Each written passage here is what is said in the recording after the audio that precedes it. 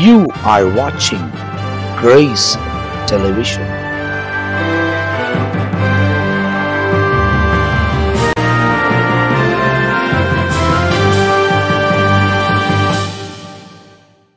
ஆண்டவரும் அருமை இரட்சகராக இயேசு கிறிஸ்துவின் நாமத்தினால் உங்கள் யாவருக்கும் என் அன்பின் வாழ்த்துக்களையும் ஸ்தோத்திரங்களையும் நான் தெரிவித்துக் கொள்கிறேன். தேவனுடைய பெரிதான கிருபையால் நித்திய ஜீவன் என்ற இன்னொரு பகுதியில் உங்களை சந்திப்பதிலே நான் மிகவும் மகிழ்ச்சி அடைகிறேன். தொடர்ந்து வசனத்தை ஆராய்ந்து அறிந்து வசனத்தை தியானிப்பது எவ்வளோ ஒரு இன்பமாக இருக்கிறது என்பதை நான் உணர்ந்திருக்கிறேன். ஆகையால் தான் வேதத்தில் சொல்லப்பட்டிருக்கிறது, ருசித்து பாருங்கள், கர்த்தர் நல்லவர். வேத வசனத்தை ஆராய்ந்து அந்த வசனத்துக்குள்ளாக நாம் பிரவேசிக்கும் போது அந்த வசனம் நம்மை சுத்திகரித்து தேவனுக்கு ஏற்ற பிள்ளைகளாய் நம் இருதயங்களையும் நம்முடைய சிந்தையையும் நம்முடைய பார்வையையும் நம்முடைய எண்ணங்களையும் மாற்றி கர்த்தரின் வழிகளிலேயே நம்மை நடத்துவதற்கு அது நமக்கு பலனாக இருக்கிறது. காரணம், இந்த வார்த்தையானவர் நமக்குள்ள வாசமாக இருக்கிறார். ஆகையால் தான் யோவான் 1 அதிகாரம் 1 நமக்கு சொல்லப்பட்டிருக்கிறது, ஆதியிலே அந்த வார்த்தை இருந்தது, அந்த வார்த்தை தேவனிடத்தில் இருந்தது, அந்த தேவனே அந்த வார்த்தையாய் இந்த உலகத்துக்குள் கடந்து வந்தார், மாம்சமாகி நமக்கு இவ்வளோ காரியங்களை செய்திருக்கிறார் என்ற விளக்கத்தை அந்த 1 அதிகாரத்தில் நாம் வாசிக்கிறோம். எனவே இந்த நித்திய ஜீவன் நிகழ்ச்சி தொடர்ந்து உங்களுக்கு தொகுத்து வழங்குவதற்கு காரணம் என்ன அப்படின்னாக்கா, நித்திய ஜீவனுக்கு நம்ம ரொம்ப சமீபமாக இருக்கிறோம். அதாவது 7 ஆண்டு அந்தி கிறிஸ்துவின் ஆட்சி இந்த உலகத்தில் நடைபெறுவதற்கு ரொம்ப சமீபத்தில் நிறைய காரியங்கள் ஏற்பட்டு கொண்டிருக்கிறது. அந்த 7 வருஷம் இந்த இடத்துல அந்த ஆட்சி வரும்போது நாம் பரலோகத்தில் மத்திய ஆகாயத்தில் தேவனோடு கூட இணைந்து சஞ்சரிக்கக்கூடியவர்களாய் இருப்போம் என்பதை வேதாகமத்தில் நமக்கு தெளிவாய் சொல்லப்பட்டிருக்கிறது. எனவே தேவனை நம்பக்கூடிய நாம் இந்த உலக வாழ்க்கை நிரந்தரம் அல்ல என்பதை தெளிவாய் புரிந்து கொண்டு உலகத்தின் மீது இருக்கிற எல்லா எண்ணங்களையும் விட்டுவிட்டு பரலோக சிந்தையோடு கூட நாம் முன்னேறி கடந்து போகும்போது தான் ஆண்டவர் நம்மை பலப்படுத்தி உறுதியாய் நிலைநிறுத்த முடியும் என்பதை நீங்கள் அறிந்து கொள்ள வேண்டும். உலகத்தில் ஒரு பக்கம் யுத்தங்கள் நடந்து கொண்டே இருக்கிறது. நேற்று தினத்தில் பார்த்தீங்கன்னா கூட உக்ரைன் அவங்க ரஷ்யாவின் படையின் மேலே, அதாவது விமானங்கள் மேலே தாக்குதல் நடத்தினார்கள் என்று நான் செய்திகளிலே பார்த்தேன். அப்போ இது தொடர்ச்சியாக நடைபெற்று கொண்டிருக்கிறது. இப்போது ரஷ்யா அதுக்கான பதிலடி கொடுக்கும், நிறையா காரியங்கள் நடந்து கொண்டே இருக்கும். இப்போ குறிப்பாக இஸ்ரவேலை மையமாய் கொண்டு தான் இயேசு கிறிஸ்துவின் வருகை இருக்க போகிறது. எனவே இந்த இஸ்ரவேலும் இந்த 2 மாதங்களுக்குள்ள பயங்கரமான ஒரு யுத்த சூழ்நிலைகளுக்குள்ளே கடந்து போகக்கூடிய ஒரு அபாயம் இருக்கிறத நாம் பார்க்கிறோம். இவைகளெல்லாம் சம்பவிக்க வேண்டியதே, இவைகளெல்லாம் யாரும் தடுத்து நிறுத்த முடியாது.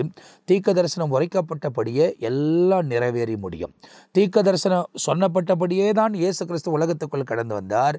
இயேசு கிறிஸ்து நமக்காகவே பிதாவின் சித்தத்தை இந்த உலகத்தில் நிறைவேற்றினார், மரித்தார், அடக்கம் பண்ணப்பட்டார், 3ஆம் நாள் உயிரோடு கூட எழுந்தார்.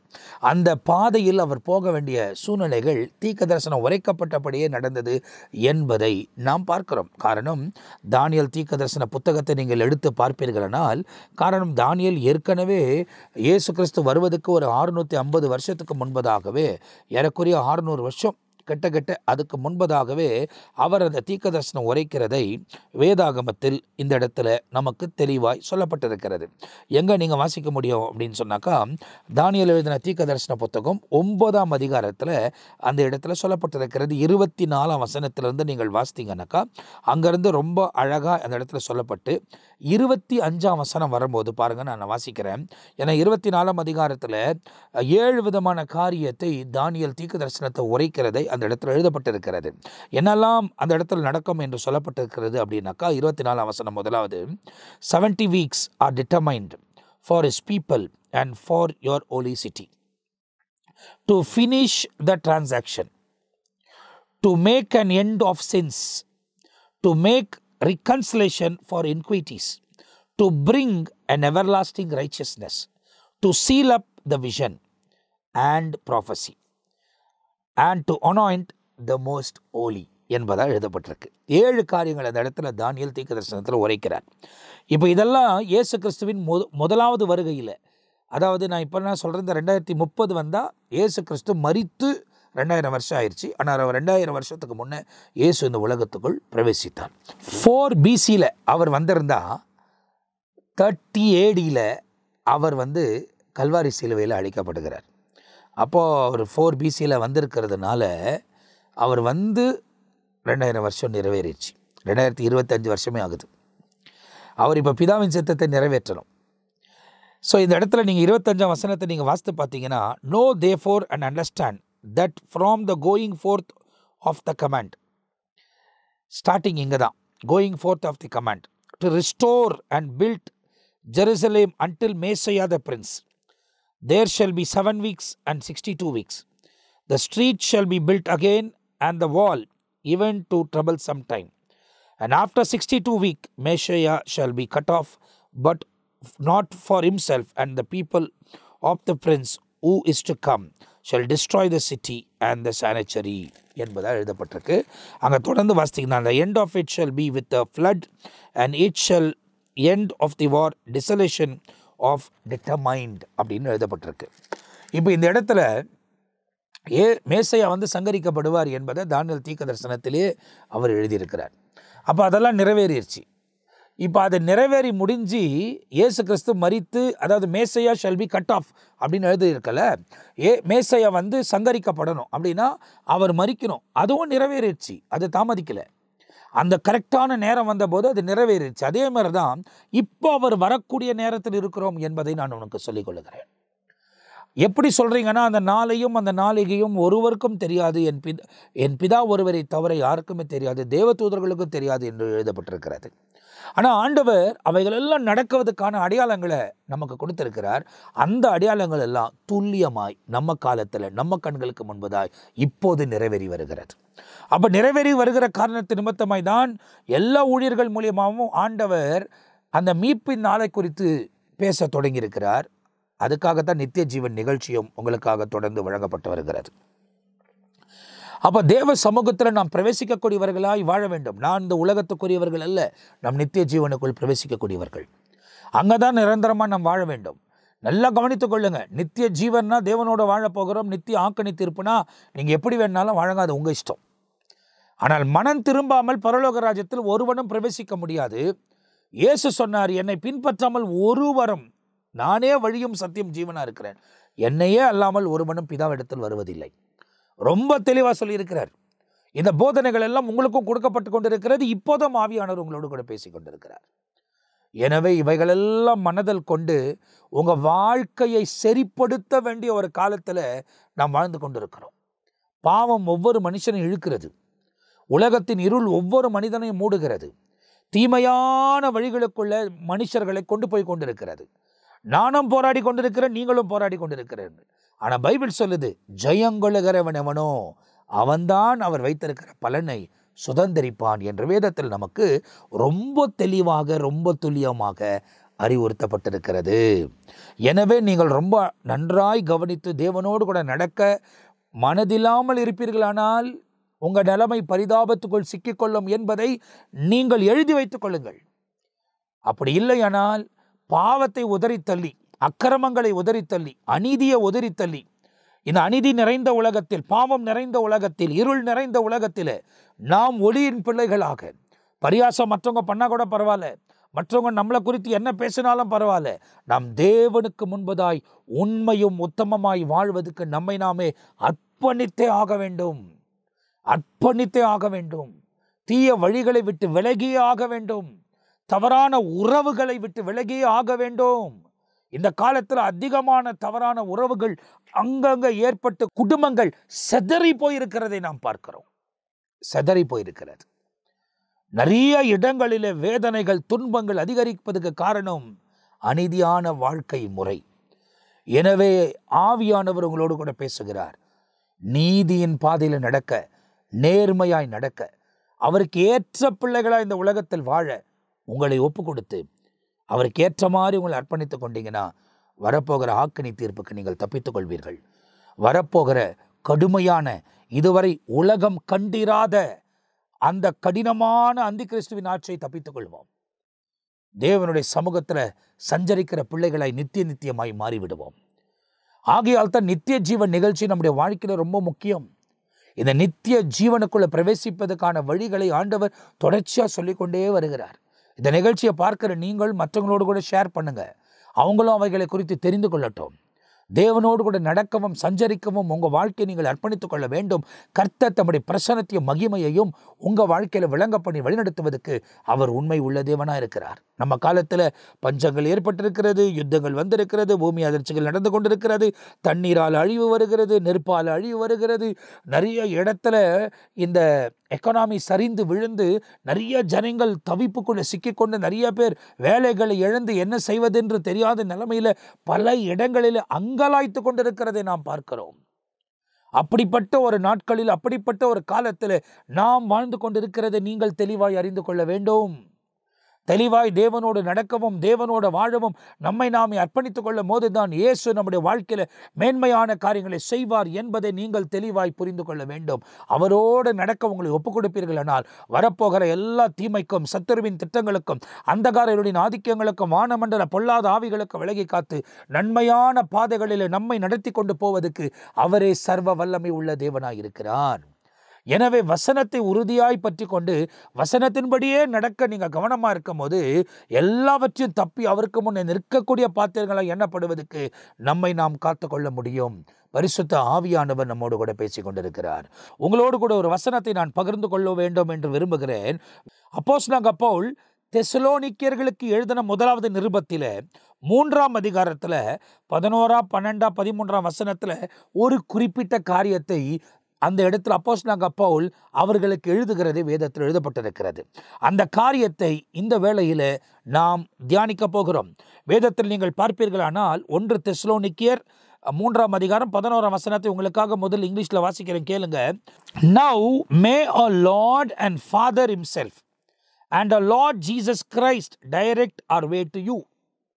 அப்படி சொல்லிட்டு அடுத்தது என்ன சொல்றாருன்னா, and may the Lord make you increase and abound in love to one another and to do all just as we do to you, so that we may establish your heart blameless in holiness before our God and Father at the coming of the Lord Jesus with all his saints என்பதாக வேதத்தில் எழுதப்பட்டிருக்கிறது. அப்போ இதை தமிழில் நீங்கள் வாசிக்க கேட்டிங்கன்னா வசனத்தில் ரொம்ப அழகாக இப்படிப்பட்ட ஒரு காரியம் நமக்கு தெளிவாய் சொல்லப்பட்டிருக்கிறதை நாம் பார்க்கிறோம். வேதத்தில் நாம் வாசிக்க தேவனோடு கூட நடக்க நாம் அவருக்கு ஏற்ற மாதிரி அர்ப்பணிக்கும் போது ஆண்டவர் தம்முடைய பிரசன்னத்தையும் மகிமையையும் உங்கள் வாழ்க்கையில் விளங்க பண்ணி வழிநடத்துவதற்கு அவரே சர்வ வல்லமை உள்ள தேவனாக இருக்கிறார். இந்த வசனத்தை நாம் வாசிக்க கேட்க போகிறோம். நம்முடைய பிதாவாகிய தேவனும் நம்முடைய கர்த்தராகிய இயேசு கிறிஸ்துவும் உங்களிடத்திற்கு எங்களை நேராக வழி நடத்துவாராக.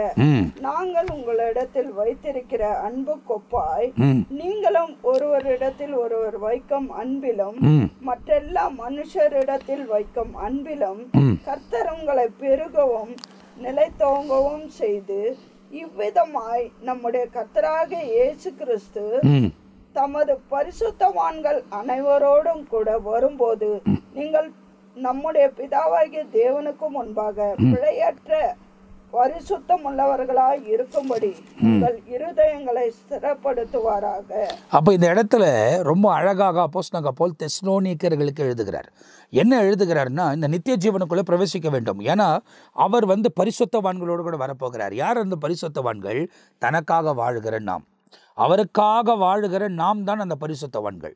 அப்போது நம் பரிசுத்தத்துக்கு நேராக நடக்கணும். நம்ம தான் அவர் கூட வரப்போகிறோம்.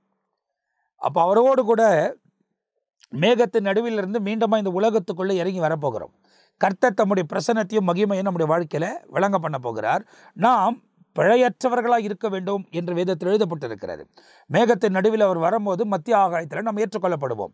அப்படியானால் கிறிஸ்துவுக்குள் மரித்தவர்கள், அதாவது ரொம்ப தெளிவான வேதத்தில் வாசித்தும் போது மனசாட்சியின் காலம், அதாவது நியாயப்பிரமாணத்தை ஆண்டவர் மோசே கையில் கொடுக்கறதுக்கு முன்னே மனசாட்சியின் காலம். அந்த மனசாட்சியின் காலத்தில் மனசாட்சியின்படி தேவனுக்கு முன்பதாய் யாரெல்லாம் உண்மையாய் வாழ்ந்தார்களோ அவர்கள் மனசாட்சியின்படியே நியாயம் தீர்க்கப்படுவார்கள். ரெண்டாவது, நியாயப்பிரமாணம் கொடுத்த பிறகு இயேசு கிறிஸ்து வந்து எல்லாவற்றையும் மாற்றி அமைத்து இயேசுவை பின்தொடர வைக்கக்கூடிய அந்த நாளைக்கு முன்ன வைக்கும் நியாயப்பிரமாணத்தின் காலம். அந்த நியாயப்பிரமாணத்தில் என்ன சொல்லப்பட்டிருக்கிறதோ அந்த நியாயப்பிரமாணத்தின்படி வாழ்ந்திருப்பார்களானால் அவர்கள் அனைவரும் மீட்கும் பொருளாய் மாறியிருப்பார்கள். அதுக்கு பிறகு இயேசு கிறிஸ்து வந்த பிறகு யாரெல்லாம் இயேசு கிறிஸ்துவின் உபதேசத்தை கை கொண்டு அதன்படி நடக்க ஆரம்பித்தார்களோ அவர்களெல்லாம் கூட மீட்கப்படுவார்கள். அப்போ 3 விதமான மீட்புகள் இந்த இடத்துல வேதத்தில் ஒவ்வொரு காரியத்தையும் வாசிக்கும் போது நாம் தெளிவாய் புரிந்து கொள்ளுகிறோம். அப்போது இப்போ நீங்கள் பார்த்தீங்க அப்படின்னா இயேசு கிறிஸ்து வந்து, அதாவது உலகத்துக்குள் வந்து 2000 வருஷத்துக்கு மேலே ஆயிடுச்சு. அவர் மரித்து தான் 2030, இந்த 30 வந்தால் 2000 வருஷம் ஆக போகுது. அப்போ எல்லா காரியத்தையும் நீங்கள் கை கூடி வரும்போது ஒவ்வொரு காரியத்தையும் நீங்கள் கவனித்து பார்ப்பீர்கள். ஆனால் அதுக்கு முன்ன மனசாட்சியின் காலம், நியாயப்பிரமாணத்தின் காலத்தில் வாழ்ந்தவர்கள் எல்லாம் இப்போது அடக்கம் பண்ணப்பட்டாலும் அவர்கள் வனாந்தரங்களிலே ஒருவேளை வந்து அழிவுக்குள்ள கடந்து போயிருந்தாலும் நீதியாய் வாழ்ந்தவர்கள் யார்? அவர்கள் எல்லாம் அவரோடு கூட முதலாவது மரித்தவர்கள் எழும்புவார்கள், பின்பு உயிரோடு கூட இருக்கிற நாம் சேர்க்கப்படுவோம். அப்போ அவர்களெல்லாம் இளைப்பாறு, அவர்கள் எல்லாம் அங்கே எல்லாரும் வந்து மத்திய ஆகாயத்தில் ஆட்டுக்குட்டியின் கல்யாண விருந்தில் நாம் பங்கு பெற போகிறோம். அதை குறித்து தான் இந்த இடத்துல அப்போஸ்தலனாகிய பவுல் தெசலோனிக்கர்களுக்கு எழுதுகிறார். அவர் என்ன எழுதுகிறார்? நித்திய ஜீவனுக்குள்ளே நாம் பிரவேசிக்க வேண்டும், அவருக்கு முன்னே நிற்க வேண்டுமானால் இருதயங்கள் ஸ்திரப்பட்டிருக்க வேண்டும். மாம்சத்திலே பழக்க வழக்கங்களை மாற்றுகிறது அல்ல, இருதயத்தில் மனம் மாறி இருக்க வேண்டும். இருதயத்தில் தான் மனம் திரும்ப வேண்டும். ஆகையால் தான் சொல்லப்பட்டிருக்கிறது, மனம் திரும்புங்கள். மனதில் திரும்பினால் குணம் ஆட்டோமேட்டிக்காக மாறிடும். மனம் திரும்பாத பட்சத்தில் வெறும் இதை மாத்திரம் நாம் மாற்றிக்கொள்வோமானால் அது மீண்டுமாய் அந்த பழக்க வழக்கங்கள் நமக்குள்ளா இருந்து இருதயத்துக்குள்ள இருந்து வர ஆரம்பித்து விடும். நீங்கள் தெளிவாய் புரிந்து கொள்ள வேண்டும். தேவனோடு கூட நடக்குவது சாதாரணமான விஷயம் அல்ல. தேவனோடு கூட நடக்க வேண்டுமானால் பிழையற்றவர்களாய் நாம் இருக்க வேண்டும். அவருக்கு முன்னே நிற்க வேண்டுமானால் பிழையற்றவர்களாய் நிற்க வேண்டும். நித்திய வாழ்க்கைக்குள் பிரவேசிக்க வேண்டுமானால் நீங்கள் பரிசுத்தமாய், குற்றமற்றவர்களாய், பிழையற்றவர்களாய் இருக்க வேண்டும் என்று வேதத்தில் ரொம்ப தெளிவாய் சொல்லப்பட்டிருக்கிறது. இந்த நிகழ்ச்சியை பார்த்து கொண்டிருக்கிற என் அன்பு சகோதரனே, சகோதரியே, நீங்கள் பல போராட்டத்துக்குள்ளே இன்னைக்கு போராடி கொண்டிருக்கலாம். மாம்ச இச்சை, கண்ணின் இச்சை, ஜீவனத்தின் பெருமை, பலவிதமான போராட்டங்கள், அநேகர் உங்களுக்கு விரோதமாக எழும்பி செயல்படலாம். நீங்கள் எவ்வளோ தேவனுக்காக வாழ வேண்டும் என்று விருப்பப்பட்டு ஒப்பு கொடுத்தாலும் பாவங்கள் உங்களை மேற்கொள்வதற்கு பல வழிகளை அது உங்களுக்குள்ள புகுந்து உங்களை கெடுத்து கொண்டே இருக்கலாம். ஆனால் ஒன்று மாத்திரம் நீங்கள் நினைத்து கொள்ளுங்கள், இயேசு கிறிஸ்துவின் நாமத்தை நோக்கி கூப்பிடுங்கள். அந்த நாமத்தில் உங்களுக்கு விடுதலை உண்டு என்பதை வேதத்தில் எழுதப்பட்டிருக்கிறது. இயேசு கிறிஸ்துவின் நாமத்தை கேட்டால் வானமும் வானத்தில் உள்ளோர், பூமியும் பூமியில் உள்ளோர், பூமி கீழானவோர் எல்லாரும் முடங்க வேண்டும். சாத்தானின் ராஜ்யம் நடுங்குகிறது இயேசுவின் நாமத்தை கேட்டால். காரணம், அந்த நாமத்துக்கு எல்லா முழங்கால்களும் முடங்கும் என்பதாக வேதத்தில் எழுதப்பட்டிருக்கிறது. இன்னைக்கு உலகத்தில் முடங்காத நிறைய பேர் இருக்கலாம். இப்போது நாள் ஒன்று வரப்போகிறது, எல்லாரும் முடங்கி ஆக வேண்டிய ஒரு சூழ்நிலைக்குள் இருக்க போறாங்க. முடங்காத அத்தனை பேரும் அக்கினி கடலிலே தள்ளப்படுவார்கள் என்பதை வேதத்தில் நமக்கு ரொம்ப துல்லியமாக தெளிவாய் சொல்லப்பட்டிருக்கிறது. எனவே தொடர்ந்து தேவனோடு நடக்கவும், தேவனோடு கூட சஞ்சரிக்கவும், மாசற்றவர்களாய், குற்றமற்றவர்களாய், பிழையற்றவர்களாய் அவருக்கு முன்னே நிற்க உங்களை நீங்கள் அர்ப்பணித்துக் கொள்ளும் போதுதான் தேவன் உங்கள் வாழ்க்கையிலும் பெரிய காரியங்களை செய்வதற்கு அவர் சர்வ வல்லமை உள்ள தேவனாயிருக்கிறார். எல்லா தீய வழிகளுக்கும் அவர் விலகி காப்பார். நீ எடுக்கிற முயற்சிகளை கர்த்தர் வாய்க்க பண்ணுவார். முயற்சி எடுக்கணும். பாவத்தை மேற்கொள்ள முயற்சி எடுக்கணும். அக்கிரமத்தை மேற்கொள்ள முயற்சி எடுக்கணும். சத்துருவின் கிரைகளுக்கு விலகி காக்கப்பட முயற்சிகள் எடுக்கணும். தேவனோடு கூட நடக்க முயற்சிகள் எடுக்கணும். அப்படி நீங்கள் எடுக்கும் போது தான் ஆண்டவர் தம்முடைய பிரசன்னத்தை உங்கள் வாழ்க்கையில் விளங்க பண்ணுவார் என்று எழுதப்பட்டிருக்கிறது. காரணம், குதிரை யுத்த நாளுக்கு ஆயத்தப்படும், ஜெயம் கர்த்தரால் வரும். நாம் ஆயத்தப்பட வேண்டும், ஜெயத்தை கர்த்தர் கொடுப்பார். பாவத்தை விட்டு விலக நீங்கள் ஆயத்தப்படுங்கள், ஜெயத்தை கர்த்தர் கொடுப்பார். அக்கிரமத்தை விட்டு விலக தேவனுக்கு ஒப்பு கொடுங்கள், ஜெயத்தை கர்த்தர் கொடுப்பார். அப்போ ஒவ்வொரு காரியத்திலும் கர்த்தர் நமக்கு ஜெயத்தை கொடுத்து வழிநடத்துவதற்கு இயேசு உண்மை உள்ள தேவனாக இருக்கிறார். எனவே தேவனை உறுதியாய் பற்றி கொண்டு அவரோடு கூட நடப்பதற்கு உங்கள் வாழ்க்கை நீங்கள் அர்ப்பணித்துக் கொள்ளும் போது எல்லா பொல்லாப்பான வழிகளுக்கும் விலகி காத்து ஆண்டவர் தம்முடைய பிரசன்னத்தையும் மகிமையையும் உங்கள் வாழ்க்கையில் விளங்க பண்ணி மேன்மையான காரியங்களை செய்வதற்கு அவரே சர்வ வல்லமை உள்ள தேவனா இருக்கிறார். தேவனோடு கூட நடக்கவும், தேவனோடு கூட வாழவும் நீங்கள் உங்கள் வாழ்க்கையை ஒப்பு கொடுத்து தீய வழிமுறைகள் எல்லாம் விட்டு விலகி கர்த்தரோடு நடக்க உங்களை அர்ப்பணித்துக் கொள்ளுங்க. பலவிதமான போராட்டங்கள் வந்து கொண்டே தான் இருக்கும். எல்லாம் வந்து கொண்டே தான் இருக்கும். எல்லாத்தையும் ஜெபத்தில் அவருக்கு தெரியப்படுத்துங்க. நம்ம மாம்சத்தில் இருக்கிறோம். பல போராட்டங்கள் இருக்கும். சில பேரெல்லாம் என்னோடு கூட தொலைபேசியின் மூலியமாய் பேசும்போது அவங்க போராடுகிற விதத்தை நான் கேள்விப்படும் போது எவ்வளவாய் ஜனங்கள் தேவனோடு கூட வாழ வேண்டும் என்று விருப்பப்படுகிறார்கள். ஆனால் போராட்டங்களுக்குள்ளே அவர்கள் மடிந்திருக்கிறது என்னால் உணர முடிகிறது. அந்த மடிவிலிருந்து தேவன் உங்களை விடுதலை ஆக்குவார். ஆகையால் தான் இயேசு நமக்காக கல்வாரி சிலுவையில் மரித்தார்.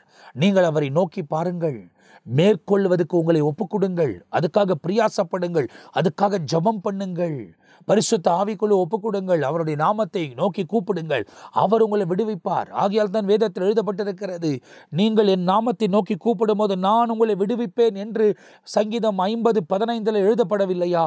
சற்று யோசித்து பாருங்கள். தேவனோடு நடக்கவும் தேவனோடு கூட வாழவும் உங்கள் வாழ்க்கையை ஒப்பு கொடுக்கும் போது ஆண்டவர் தம்முடைய மகிமையின் பிரசனத்தை உங்கள் வாழ்க்கையில் தொடர்ந்து விளங்க பண்ணி வழிநடத்துவதற்கு அவர் சர்வ வல்லமை உள்ள தேவனாயிருக்கிறார். சங்கீதம் 50:15 நம்ம வாசிக்க கேட்போமா? வேதத்தில் என்ன சொல்லுகிறது என்பதை அந்த வசனத்தில் ரொம்ப தெளிவாய் நமக்கு எழுதப்பட்டிருக்கிறது.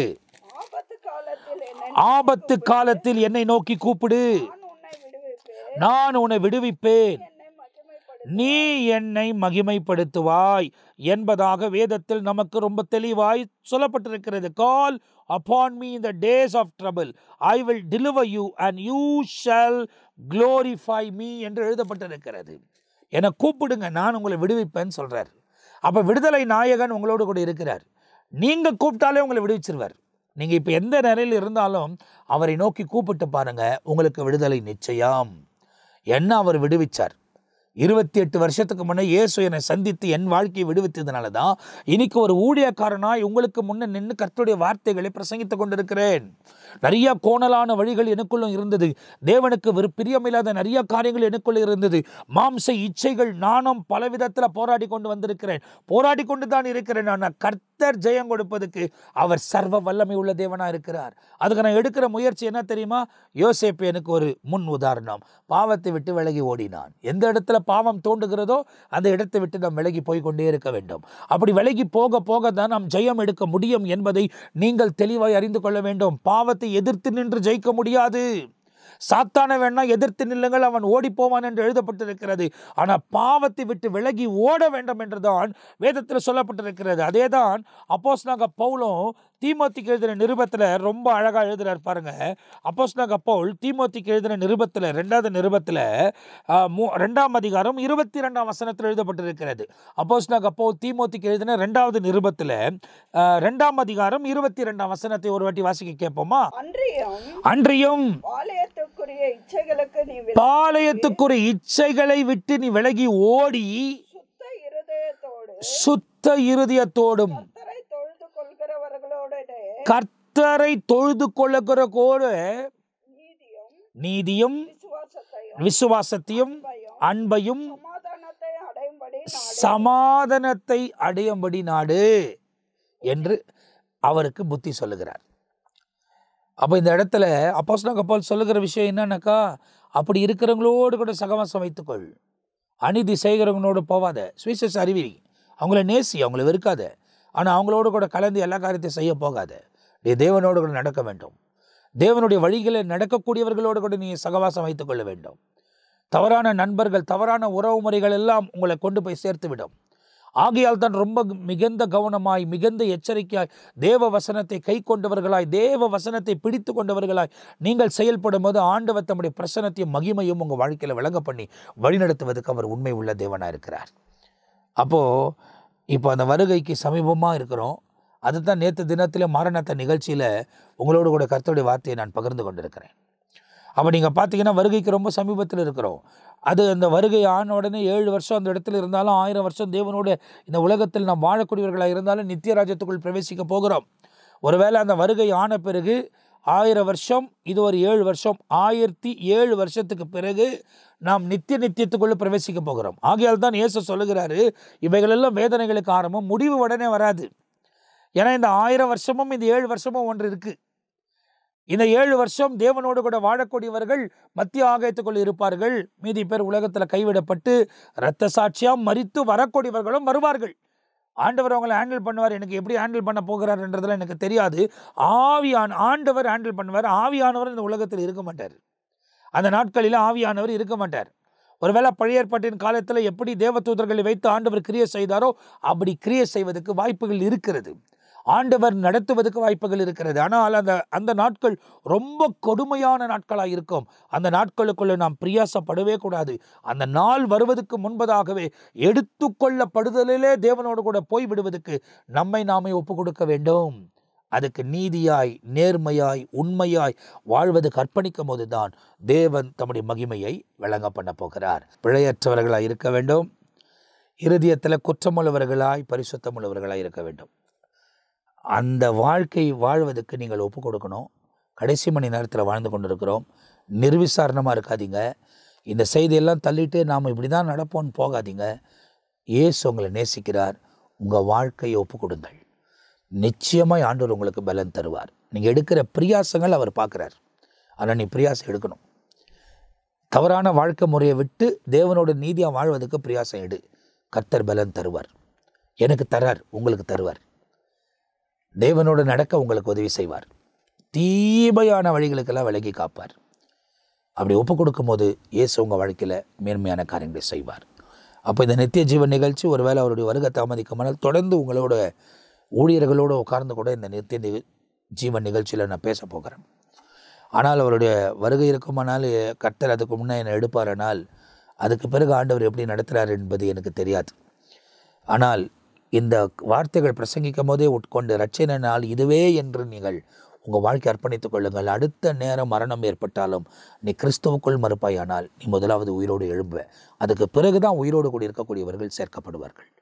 அப்போ தேவனோடு நடக்கவும் தேவனோடு வாழவும் உங்கள் வாழ்க்கை அர்ப்பணித்துக் கொள்ளுங்கள்.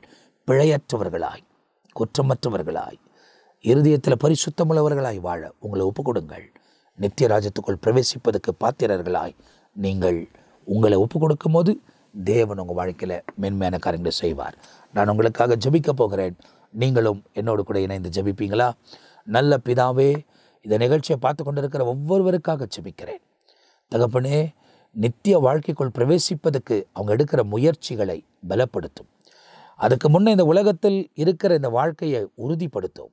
அவங்க காரியங்கள் எல்லாம் வாய்க்க பண்ணி நம்முடைய பிள்ளைகள் இந்த உலகத்தில் வாழ்ந்திருக்கிற வரை குறையில்லாமல் வாழ்ந்து முன்னேறி கடந்து போவதற்கு உதவி செய்யும். தீய செயல்முறைகளுக்கும் அந்தகாரர்களுடைய ஆதிக்கங்களுக்கும் வானமண்டல ஆவிகளுக்கும் விலக்கி காத்து அற்புதமான விதத்தில் தேவன் நீர் வழிநடத்த வேண்டுமா நான் ஜெபிக்கிறேன். உங்கள் கிருபையின் கரத்துக்குள்ள ஒப்பு கொடுக்கிறேன். பரிசுத்த ஆவியானவர் கூட இருந்து மேன்மையான காரியங்களை செய்யும். சாத்தானின் சகல சதி திட்டங்களுக்கும் விலகி காத்து நன்மையான பாதையில் வழிநடத்த வேண்டுமா நாங்கள் ஜெபிக்கிறேன். அவங்க எடுக்கிற பிரியாசங்களை வாய்க்க பண்ணுங்க. உங்கள் மகிமையை விளங்க பண்ணுங்க. ஆவியானவர் கூட இருந்து மேன்மையான காரியங்களை செய்யுங்க. உங்கள் திருப்பாதத்தில் சமர்ப்பிக்கிறோம். பொறுப்படுத்திக்கொள்ளும் வழிநடத்துங்க. உங்கள் நாம மகிமைப்படட்டும். துதி, கன, மகிமை எல்லாம் உமக்கே செலுத்துகிறோம். இயேசு கிறிஸ்துவின் நாமத்தில் ஜெபிக்கிறோம் எங்கள் ஜீவனுள்ள நல்ல பிதாவே. ஆமேன், ஆமேன். பிரியமானவர்களே, இந்த நிகழ்ச்சி உங்களுக்கு ஆசீர்வாதமாக இருந்திருக்கும் என்று நம்புகிறேன். தொடர்ந்து வசனங்களை வாசிங்க, தேவனோடு நடங்க, முயற்சி எடுங்க. இயேசு உங்கள் வாழ்க்கையில் மேன்மையான காரியங்களை செய்வார். இந்த கிரேஸ் டெலிவிஷன் யூடியூப் சேனலில் உங்களுக்கு தொடர்ந்து மரண தண்டு நிகழ்ச்சி நேற்று போட்டோம். அது ஒவ்வொரு திங்கட்கிழமையும் அவர் வருகை தாமதிக்குமானால் கர்த்தர் ஜீவனோட வைப்பாரானால் தொடர்ந்து நடத்தப்படும். இந்த நித்திய ஜீவன் நிகழ்ச்சி வாரத்தில் 2 நாள் போட்டுக்கொண்டே வரும். அதே நேரத்தில் சுவிசேஷமும் வாரத்துக்கு 2 நாள் போடுறோம். ஒவ்வொரு நாள் காலையிலும் இயேசுவோடு கூட பேசும் வாருங்கள் என்ற 10 நிமிஷம் வசனத்தை விதைக்கிறார்கள். அந்த வசனத்தை விதைக்கக்கூடிய அந்த நிகழ்ச்சியும் நீங்கள் பாருங்கள். நடுநடுவில் ஞாயிறு செய்திகள், ஜப நாட்களில் கொடுக்கக்கூடிய செய்திகள் எல்லாம் உங்களுக்கு வழங்கப்பட்டு வரும். சில பேர் வரும்போது அவங்க அனுபவ சாட்சிகள், கர்த்தர் அவங்களை மீட்ட விதங்கள் எல்லாம் உங்களுக்கு வழங்கி கொண்டு வருகிறோம். தொடர்ந்து பாருங்கள், சப்ஸ்கிரைப் பண்ணிக்கொள்ளுங்க, மற்றவங்களுக்கும் அறிமுகப்படுத்துங்க. தேவனுடைய நீதியில் நடங்க. இயேசு உங்கள் வாழ்க்கையில் மேன்மையான காரியங்களை செய்வார். அடுத்த பகுதியில் சந்திக்கிற வரை நான் உங்கள் கிட்டேருந்து விடைபெறுகிறேன். கர்த்தர் உங்களை ஆசீர்வதிப்பாராக. ஆமேன், ஆமேன்.